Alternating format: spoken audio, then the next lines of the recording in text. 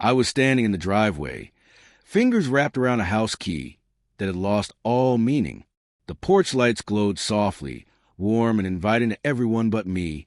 From inside came the sounds of laughter, clinking glasses, music spilling out into the evening air. They were celebrating her father's birthday. I hadn't been invited. 2 minutes before I arrived, a text lit up my phone. Asterisk, you're not part of this family anymore. Don't come back. Asterisk, I stared at the words, hoping they'd somehow rewrite themselves into something less final, less cruel. Then another message followed, even colder. Asterisk, you have 2 choices. Beg me to take you back, or leave forever. Asterisk, I didn't reply. I didn't knock. I just stood there for a while, holding that useless key like it still had weight in her world. Then I turned, walked back to my car, and drove into a silence I hadn't chosen, but would eventually accept. 2 days later, I got an email. It was from her lawyer. Just one line in bold. Asterisk, we have a problem. Call immediately. Asterisk. I met Claire when I was working IT support at her family's firm. She was a vice president's daughter, headed for law school, bright as hell, assertive in a way that could stop conversations mid-sentence. I was quiet, practical, grew up in a 2-bedroom rental, my dad grinding double shifts and my mom stretching every paycheck to its last coin. Claire, on the other hand, came from a world I had only seen through screens. Wine tasting, ski lodges, foreign vacations, Egyptian cotton sheets. Her reality gleamed in high definition. And still, somehow, for 5 years we made it work. Really, truly worked. I stood by her through law school, drove her mother to chemo appointments, cooked dinners while she studied case law late into the night. I even left my stable job to freelance when her firm transferred her to another city. I didn't mind the background role. Claire's light was large enough for both of us. But her family, God, her family, never stopped treating me like a placeholder. A warm body until she came to her senses. I remember one day, her father took me aside. His voice was low but firm, like he was doing me a favor. You're a phase, he said. Asterisk, don't confuse support with permanence. Asterisk, I laughed it off at the time, but that sentence never stopped echoing. 6 months ago, her father pulled her into a real estate investment, a luxury development that bled money before it even found footing. Claire came to me with the pitch. She wanted us to invest $50,000, money I'd carefully saved through my freelance gigs. It's temporary, she insisted. We'll double in a year. But something in me hesitated. Maybe it was a crack in her voice, or the way her father wouldn't meet my eyes when they pitched it to me, side by side, like I was just another boardroom mark. I told her I needed time to think. That night, I poured over a proposal. No exit strategy, no legal safeguards, no oversight, just handshakes and blind trust.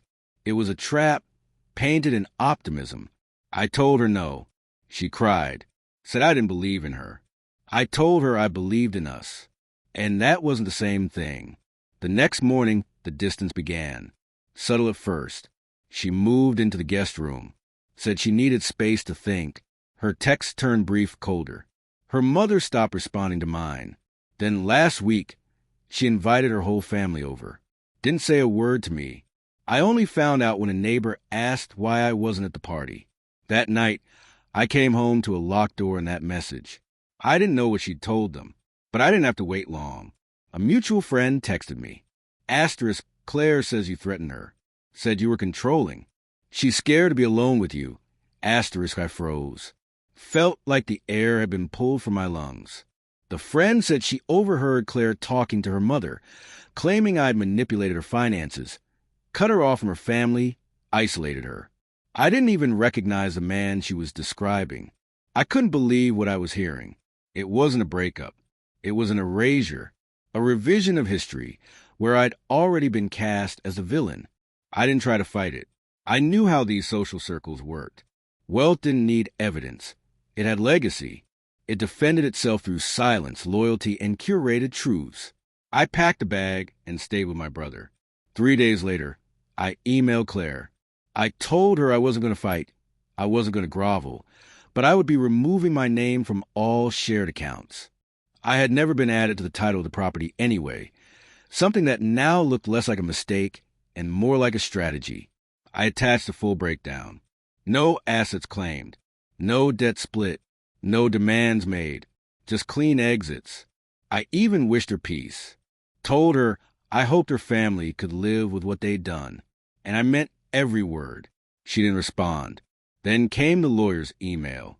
Apparently, Claire had used my name on the investment documents, without telling me. I hadn't given her the $$50,000, but she'd gone ahead anyway. As collateral, she forged my signature on a document that listed me as a silent guarantor. The project had failed. The developers were now coming after me for repayment. I wasn't just heartbroken. I was legally implicated in a disaster I had refused to join. When I confronted her, she didn't deny it. Her eyes were glassy, mouth trembling like a child caught mid-lie. "I panicked," she whispered. "I thought you'd say yes eventually. I didn't think it would matter." In that moment, it felt like the walls were melting, like I'd been living in a house that had been on fire for months, and I was only now smelling the smoke. She asked me not to press charges. She looked at me with some twisted form of remorse. And then her father called me, for the first time in years. His voice softer, almost deferential, as if in some strange way I'd finally earned his respect by not crumbling. I didn't retaliate. I didn't scream. I didn't threaten. I submitted the forged documents to my attorney and filed a formal withdrawal of liability. No drama, just facts. And still, the fallout has kept me busy for weeks, untangling myself in the mess she left behind, quietly stitching up the damage like someone patching wounds only they know are there. It's quieter now, and lonelier than I expected. Yesterday, she texted me. No apology, no accountability. Just one line. Asterisk, I wish you'd fought harder for us. Asterisk, I stared at it for a long time. Not angry, not even surprised, just tired. Because the truth she never understood is this. I was fighting every single day, not with raised voices or ultimatums, but with patience, honesty, and hope. I fought through the silence, through the dismissals, through the loneliness. I fought for us in every way that didn't look dramatic enough to be seen. And sometimes, the most painful kind of love is the one that teaches you when to stop. I didn't walk away from Claire. I walked away from a version of myself I had to shrink into just to stay.